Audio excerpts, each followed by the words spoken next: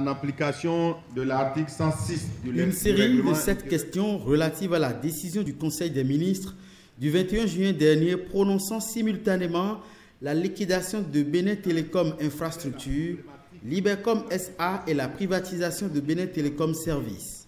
Une décision que le gouvernement tente de justifier.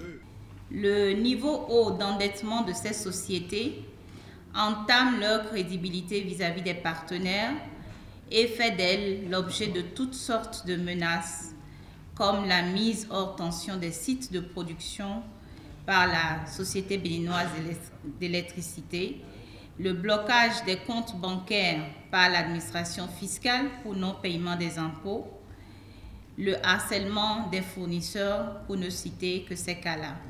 Ainsi, Bénin Télécom Infrastructure SA et Libercom SA ont enregistré des résultats successifs déficitaires et les ratios de gestion sur plusieurs exercices ne sont pas reluisants.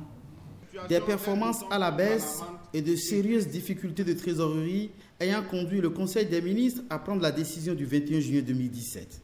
Mais avant cette décision, le député a voulu savoir comment se présentait l'état financier de Libercom SA et de celui de Bénin Télécom Infrastructure.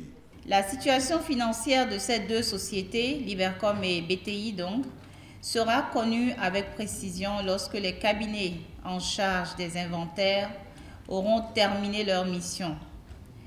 Mais on peut d'ores et déjà faire le point suivant. S'agissant de Libercom, la situation financière est caractérisée par de grandes difficultés. Elles sont la conséquence directe de la compétition inégale entre l'opérateur public et les opérateurs privés.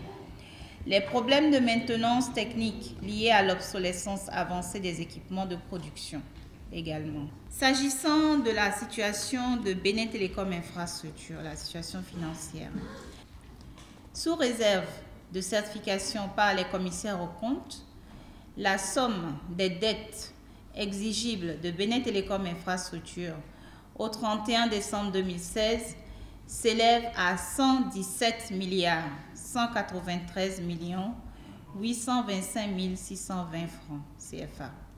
En décidant de liquider Bénin Télécom Infrastructure, Libercom SA et de privatiser Bénin Télécom Services, le gouvernement reste collé à sa vision de transformer le Bénin en une plateforme de services numériques de l'Afrique de l'Ouest, cela pour l'accélération de la croissance et de l'inclusion sociale à l'horizon 2021. Une transformation qui passe par la mise en place d'un environnement institutionnel et juridique adéquat en référence au Code du numérique voté récemment par le Parlement, puis la restructuration du paysage des opérateurs GSM, tant du public que du privé, assure la ministre.